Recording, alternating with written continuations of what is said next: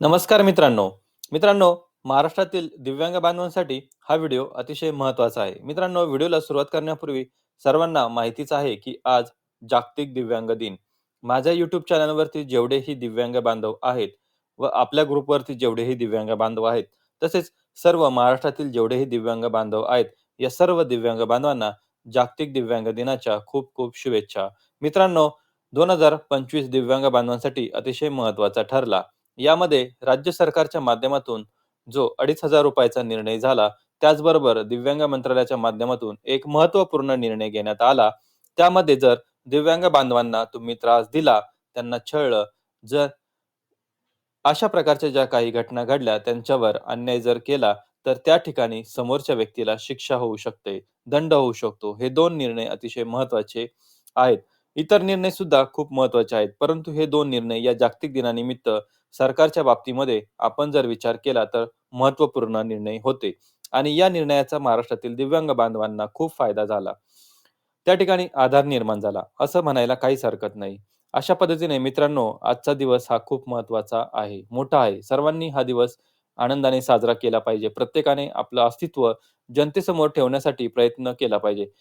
त्यासाठी प्रत्येकाने आपल्या स्टेटसवरती आजच्या जागतिक दिव्यांग दिनाचे काही स्टेटस ठेवले पाहिजे, मेसेज केले पाहिजे, आपल्या इतर बांधवांना शुभेच्छा दिल्या पाहिजे. अशातच राज्य सरकारच्या माध्यमातून, केंद्र सरकारच्या माध्यमातून एक अतिशय महत्त्वाचं परिपत्रक दिव्यांग मंत्रालयाच्या माध्यमातून जाहीर करण्यात आलेलं आहे.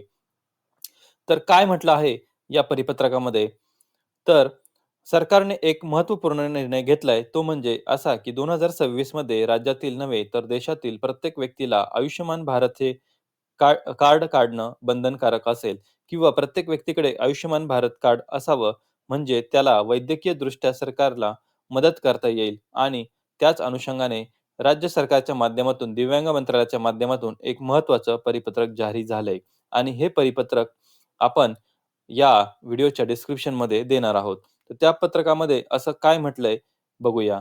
जे कोणी दिव्यांग बांधव असतील त्यांना आधार कार्डचा प्रॉब्लेम आहे, म्हणजेच त्यांचे ठसे येत नाही किंवा डोळ्याचे आयरिसचे प्रॉब्लेम आहे, जे काही किंवा काही वेळेस फेस डिटेक्ट करताना अडचण येते, म्हणजेच ज्यांचं आधार कार्ड अपडेट होत नाही किंवा काढलेलं नाही, त्यांना आयुष्यमान भारत कार्ड काढता येत नाही. त्यामुळे ती लोकं ही वैद्यकीय सवलतीपासून दूर आहेत. परंतु अशा लोकांना काहीतरी पर्यायी व्यवस्था करता येईल का? यासाठी राज्य सरकार, केंद्र सरकारच्या माध्यमातून हे परिपत्रक जाहीर झाले आहे आणि या परिपत्रकाच्या माध्यमातून संपूर्ण महाराष्ट्रातील प्रत्येक जिल्हाधिकारी कार्यालय, जिल्हाधिकारी कार्यालयाच्या खाली जे काही तहसील कार्यालय असेल, तालुके असतील, या सर्वांना सूचना केलेल्या आहेत, की तुमच्या तालुक्यामध्ये, तुमच्या गावामध्ये, तुमच्या जिल्ह्यामध्ये जे कोणी दिव्यांग बांधव असतील, असे की ज्यांचा आधार कार्डचा प्रॉब्लेम असेल, आधार कार्ड प्रॉब्लेम असल्यामुळे त्यांची आयुष्यमान कार्ड काढले जात नाहीत, तर अशाचा डाटा मागवण्यात आलेला आहे. त्यांना त्यावरती काहीतरी पर्यायी व्यवस्था करता येणार का? किंवा यू-डी-आय-डी कार्ड किंवा यू-डी-आय-डी वरती आधार कार्ड जे डिपार्टमेंट आहे, त्या डिपार्टमेंटशी बोलून यावरती काही वेगळा पर्यायी व्यवस्था करता येते का? यासाठी हे नियोजन करण्यात आलेलं आहे. राज्य सरकार, केंद्र सरकारच्या माध्यमातून हा जो निर्णय घेतलाय, खूप अतिशय महत्त्वाचा आहे. कारण वैद्यकीयदृष्ट्या दिव्यांग बांधवांना मदत किंवा सक्षम करणं खूप गरजेचं आहे. त्यांना त्यांच्या आर्थिक परिस्थितीबरोबर नसल्यामुळे त्यांना त्या स्वतःच्या शरीरावरती उपचार घेता येत नाही आणि अशा वेळेस त्यांना या ठिकाणी दूर राहावं लागतं. अशा परिस्थितीमध्ये केंद्र सरकारने आयुष्यमान भारत कार्डाच्या माध्यमातून दिव्यांग बांधवांना मदत करता यावी, यासाठी त्यांची माहिती मागवली आहे. की ज्या लोकांकडे आधार कार्डचे प्रॉब्लेम आहे, म्हणजे ज्या लोकांकडे आयुष्यमान भारत कार्ड नाहीये, त्यांना आयुष्यमान भारत कार्ड काढून देणं या संदर्भात किंवा त्यांना पर्यायी व्यवस्था करणं या संदर्भात त्या लोकांचा डेटा, त्या लोकांची नावे आपल्याकडे असणं खूप गरजेचं आहे. यासाठी ही नावं मागवण्यात आलेली आहेत.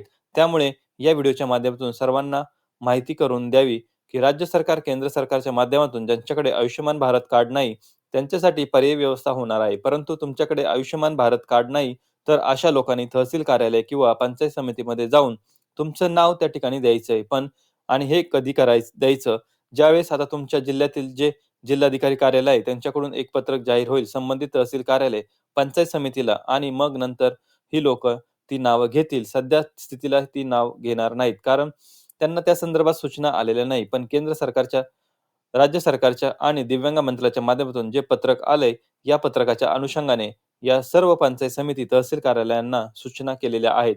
परंतु ऑफिशियल पत्र जेव्हा येईल त्यावेळेस हे कामकाज सुरू होईल. ज्यावेळेस तुमच्या तालुक्यामध्ये, तुमच्या जिल्ह्यातील प्रत्येक पंचायत समितीला जेव्हा पत्रक जाहीर होईल, हे पत्रक आपण आपल्या YouTube चॅनलवरती किंवा इतर काही टेलिग्राम चॅनल असेल त्यावरती शेअर करणार आहोत. त्या संदर्भात आपण एक वेगळा व्हिडिओसुद्धा देणार आहोत.